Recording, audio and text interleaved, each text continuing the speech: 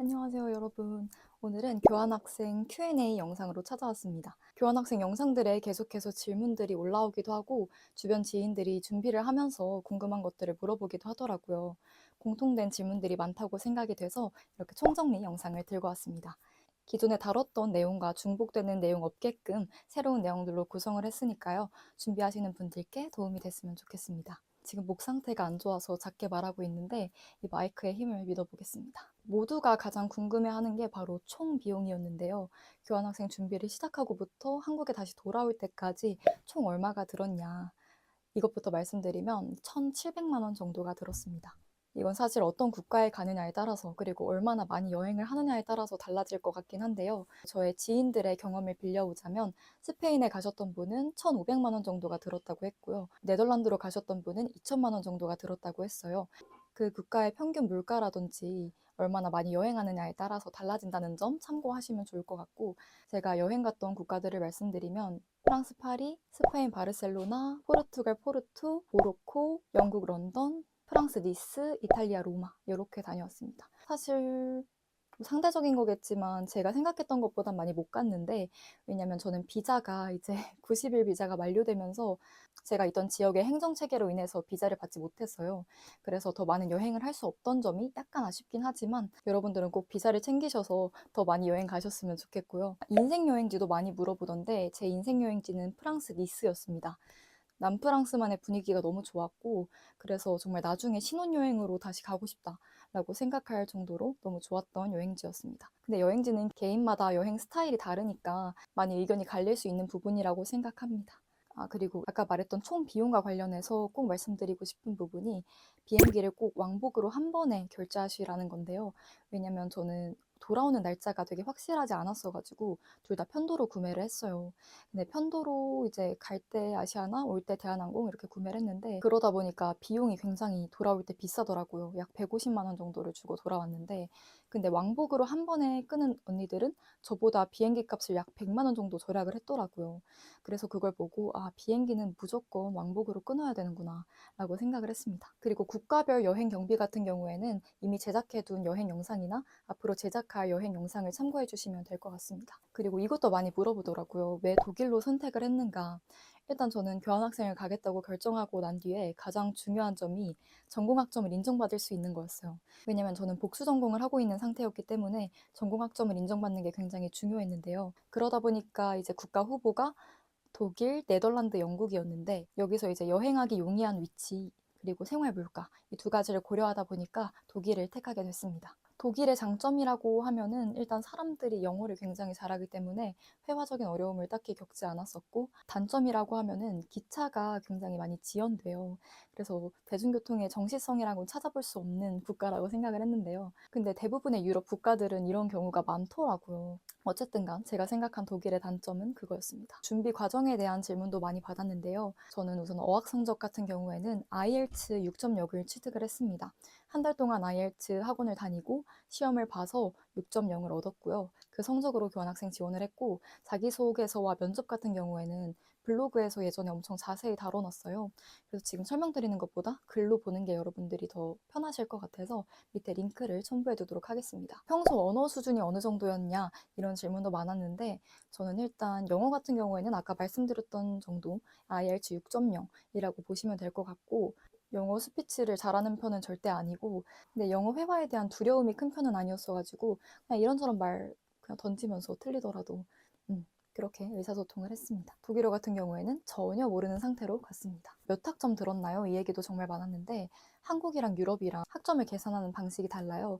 유럽은 ETS를 기준으로 학점을 계산을 하는데요. 유럽 기준 20 ETS를 들었고요. 이게 한국식으로 환산이 되면 12학점 정도가 됩니다. 그래서 12학점을 들었고, 그 중에 전공 과목으로 11학점을 채웠어요. 그래서 저는 확실히 교환학생으로 학기를 보내는 거에 대한 부담감이 적었던 것 같습니다. 그래서 전공을 인정받을 수 있다면 꼭 인정받으실 수 있는 방향을 택하는 게 좋지 않을까 생각을 합니다. 그리고 후회 없이 보내는 꿀팁이 있을까요? 이거는 내가 조금 아쉬움이 남는 세 가지 부분에 대해서 말씀을 드리고 싶은데요. 첫 번째는 독일어 공부를 조금 더 할 걸 이었습니다. 아무리 독일이 영어를 잘하는 국가라고 해도 마트의 식료품이나 표지판이나 이런 거는 대부분 독일어로 돼 있잖아요.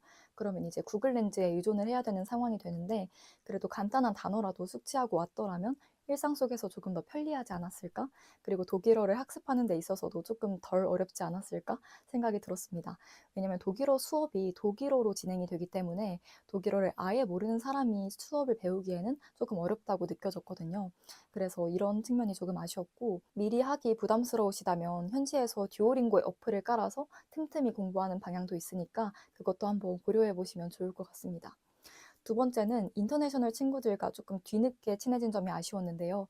학기 초반 행사에 열심히 참여하다 보면 초반부터 친해질 수 있는 기회가 많으니까 빨리 친해질수록 더 많은 걸 함께 할 수 있으니까 좋잖아요. 저는 조금 늦게 친해진 감이 있어서 그런 점이 좀 아쉬웠던 것 같습니다. 세 번째는 걱정하지 말 걸이었습니다. 제가 8월에 이제 한국으로 돌아오는 상황이었는데 7월에 비자도 없고 독일에서 보내는 시간이 많아지면서 좀 미래에 대한 걱정이 많았던 것 같아요. 왜냐하면 어쨌든 간 교환학생을 왔기 때문에 한국에서만 할 수 있는 기회들을 내가 놓치고 있다는 생각이 조금 들더라고요. 그래서 뭔가 미래에 대한 막연한 두려움이 있었던 것 같은데 정말 그런 고민하지 말고 그냥 그 순간을 조금 더 즐길 걸 이라는 생각이 들더라고요. 물론 야무지게 잘 즐기긴 했지만 하루씩 갑자기 이렇게 의기소침해지면서 내 미래 어떡하지? 이런 고민들을 했었거든요. 근데 그거는 한국에 돌아가서 해도 늦지 않으니까 여러분들이 계신 곳에서 그곳에서만 할 수 있는 경험에 더 최선을 다해보는 게 좋지 않을까 생각이 듭니다. 제가 교환학생 같이 갔던 정말 좋아하는 언니가 있는데 그 언니가 인스타에 이런 글을 올렸던 걸 봤었어요.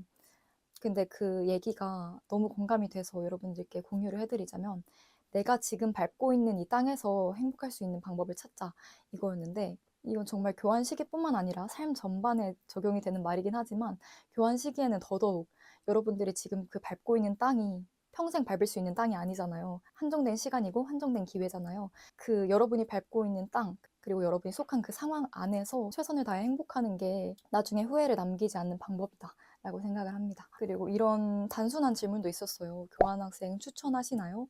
이거는 제가 함부로 말씀드릴 수 없을 것 같아요. 왜냐면 사람마다, 개개인마다 교환학생을 가려는 목적도 다르고 처한 상황도 다르기 때문에 여러분들 스스로 교환학생 시기에 대한 뚜렷한 목표가 있고 목적성이 있고 스스로를 설득할 수 있는가? 이게 여러분들 결정에 있어서 훨씬 더 중요하지 않을까 생각을 해요. 그래서 제가 교환학생을 결정했던 이유는 이전 영상에서 다뤄놨으니까 그걸 참고하셔서 여러분들과 비슷한 점이 있다면 그런 걸 참고하셔서 결정하시는 데 도움이 되지 않을까 싶습니다. 그리고 사실 단순히 유럽 여행이 목적이다라고 하면 1, 2개월 동안 유럽 여행을 하는 방법이 더 나을 수도 있어요. 왜냐면 정말 여행을 하는 것과 현지에서 사는 거는 정말 큰 차이라고 생각을 하거든요. 여러분들이 교환학생에 가서 어쨌든 간 살기 위해서는 굉장히 귀찮고 복잡한 행정 처리가 뒤따르기 마련인데 이런 것들을 어쨌든 간 감당을 해야 되잖아요. 근데 단순히 여행을 하려고 갔는데 이런 귀찮은 것들 때문에 사기를 잃을 수도 있으니까 여러분들에게 필요한 선택이 무엇인지 내가 지금 여행을 하고 싶은 건지 아니면 살아보는 경험까지 해보고 싶은 건지 이거를 잘 판단하셔서 결정하셨으면 좋겠습니다. 그리고 어떻게 해야 뽕 뽑을 수 있나요? 이런 것도 궁금해 하실 것 같은데 아까도 말씀드렸듯이 여러분들의 교환 시기만의 목적성을 조금 뚜렷이 가지는 게 중요할 것 같아요. 쉼이 될 수도 있고 여행을 하는 걸 수도 있고 각자마다 가진 목표는 다 다를 거라고 생각을 하는데 그런 하나의 목표를 명확하게 인지를 하고 그에 따른 투두리스트나 목표들을 세부적으로 세워나가는 걸 추천드립니다. 그래야지 조금 더 교환 시기를 알차게 보낼 수 있을 것 같고 개인적으로 추천드리고 싶은 거는 여행 이외에 그 국가에서 거주하면서 하고 싶은 투두리스트들을 꼭 만드셨으면 좋겠어요. 정말 사소한 거라도 좋으니까 뭐 도서관 가서 공부해보기, 헬스장 가서 운동해보기, 요리해서 맛있는 거 해먹기, 자전거 타기, 뭐 영화관 가서 영화 보기, 공원에서 피크닉 하기 뭐 이런 것처럼 여러분들이 그 국가에서 살면서 해보고 싶은 거주민으로서만 누릴 수 있는 그런 여유들이 있잖아요. 여행할 때는 사실 여행하기 좀 바쁘니까 그래서 여러분들이 그 국가에서 살면서 어떤 것들을 일상 속에서 해보고 싶은지 그런 것들을 미리 정해두면 더 알차게 보내실 수 있지 않을까 싶습니다. 그리고 연애 많이 하나요? 연애 정말 많이 하더라고요. 인터내셔널 친구들끼리 연애하는 경우 굉장히 많이 봤고요. 여러분들이 이제 연애하실 의지가 있고 상대가 있으면 당연히 할 수 있을 거라고 생각이 듭니다. 그리고 잘했다고 생각하는 거. 제가 가장 잘했다고 생각하는 거는 헬스랑 요리인데요. 되게 사소하다고 느껴지실 수 있겠지만 제가 한국에서는 눈앞에 닥친 일들이 바쁘다는 이유로 우선순위에서 계속 밀려났던 일이었어요. 근데 그 필요성과 하고 싶은 마음은 굴뚝 같았는데 아무래도 우선순위에서는 계속 밀려났던 것 같아요. 근데 이런 것들을 경험하면서 일상 속의 작은 루틴들이 삶 전체를 지탱할 수 있는 근육을 만든다는 그 중요성을 너무 뼈저리게 실감했고요. 그래서 제가 기존에 가졌던 삶의 우선순위에도 변동이 생기기도 했을 정도로 정말 값진 경험이었다고 생각합니다. 한국에 와서도 정말 사소하고 작은 습관들을 잘 만들어서 그 루틴들을 통해 삶을 건강하게 유지하는 게 얼마나 중요한지 계속 상기시키고 노력을 해 나가고 있습니다. 공간이 바뀌지 않으면 할 수 없는 것들이 분명히 존재하는 것 같아요. 그 공간이 바뀌니까 새로 도전할 수 있는 것들이 생기잖아요. 그런 것들을 여러분들이 꼭 해보시면 작은 터닝 포인트라도 생기지 않을까 싶습니다. 마지막은 약간 두렵진 않았나요? 무섭진 않았나요? 이런 얘기를 지인들이 많이 물어보더라고요. 자기 막상 가게 됐는데 좀 무섭다, 두렵다, 걱정되는 게 너무 많다. 이런 얘기를 하는 친구들도 많이 봤는데 저도 사실 너무 무서웠거든요. 일주일 전에 출국을 앞두고 침대에 누워있는데 덜컥 너무 무서운 거예요. 내가 한 번도 살아보지 못한 곳에서 이제 내가 혼자 모든 걸 다 감당해야 되는데 내가 잘 할 수 있을까? 아프면 어떡하지? 너무 외로우면 어떡하지? 이런 고민들을 했던 것 같아요. 근데 약간 그런 생각이 있었어요. 교환학생을 갔다 온 사람이 굉장히 많잖아요. 그 많은 사람들이 다 해냈는데 나라고 못할 게 있나? 라는 생각이 좀 있었던 것 같습니다. 그래서 누군가 했다면 나도 반드시 할 수 있다 라는 생각을 가지니까 그때부터 조금 마음이 편해지더라고요. 그래서 여러분들도 너무 두려워하실 필요 없이 가서 부딪히면 다 할 수 있는 것들이니까 지레 겁먹지 않으셨으면 좋겠습니다. 그리고 마지막으로 드리고 싶은 말은 저는 사실 교환학생의 거대 목표가 뭐였냐면 건강히 지내다가 안전하게 돌아오자였어요. 제가 얼마나 두려움이 많았는지 아시겠죠? 사실 나 거기 가서 나 거기 가서 납치되면 어떡하지? 나 거기 가서 아프면 어떡하지? 이런 별의별 생각을 다 했단 말이에요. 아무튼 여러분들도 반드시 건강하게 지내시다가 안전하게 돌아오시길 바랍니다. 이 밖에 다루지 못한 내용들이 있다면 댓글로 물어봐 주시면 제가 아는 선에서 답해 드리도록 하겠습니다. 이번 영상도 시청해 주셔서 감사하고 다음 영상에서 만나요. 안녕.